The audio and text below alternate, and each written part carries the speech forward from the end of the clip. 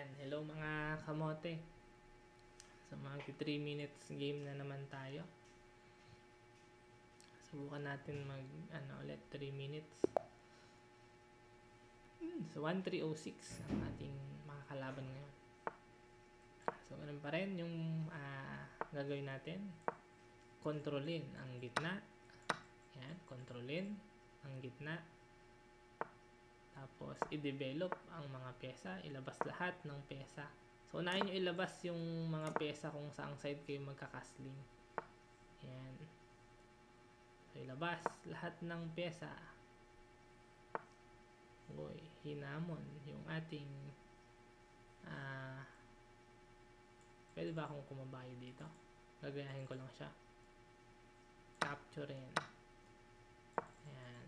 Ay mali, may ganun. Ayan.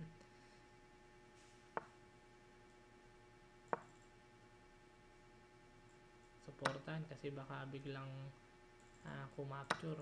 Capture. Equal game ang laban. Tabla. Ayan. Kasi hindi ko alam ipanalo kapag mga tabla-tabla lang yung pyesa.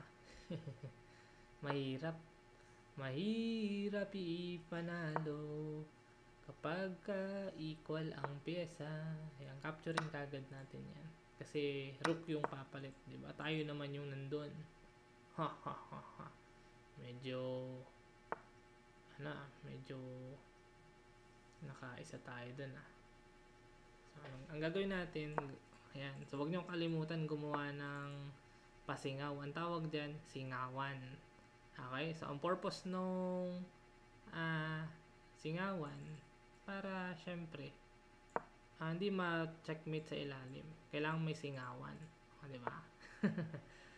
So, yan yung tawag dyan mga kamote. Singawan. Ayan, takin natin yung queen. So, dito tayo. Kapag ka dito ba, anong mangyayari sa natin? Sige, para lang matulak-tulak niya to. Lilituhin lang ba natin? Litu-lituhan lang to eh. Ayan. Litu-lituhan lang to. Dito tatalon yan. So, kapag ka dito tumalon, isa-sacrifice natin yung queen. Pero syempre, magko-queen lang dun. So, ang ginawa, ayan, dun tumalon. Bakit? So, ang gagawin natin, dito tayo, checkin natin. Hindi effective. Ayan, medyo manggugulo lang muna tayo sa kabilang banda. O yun, umalis. Pag alis, next natin gagawin, dito naman tayo. Siyempre gaganon yan. Ang gagawin lang natin, checkin. Diba? 4% pupunta yun doon. Kapag mali ito, ayan. So, mali din yan. Kasi ito naman. Diba? So, nakakuha tayo ng ayan, rook dun sa ilalim. Tapos pag capture, ang gagawin natin, atakihin na natin itong mga loose pawn. At the same time, ayan, meron tayong double check dyan ay. Double check ba? Double attack. Ayan, mali na ito. Ayan. Kasi mamamate. Wala nang solusyon. Walang solusyon. Ayan. Mache-checkmate.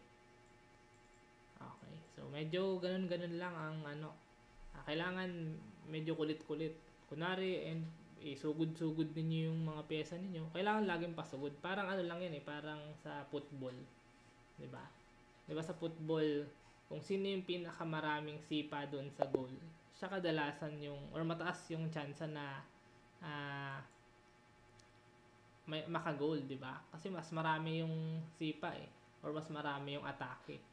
So, ganun din doon sa chess. Kung mas marami yung atake, or puro atake, so mataas yung chance na ganito. So, maka-checkmate din. Ayan.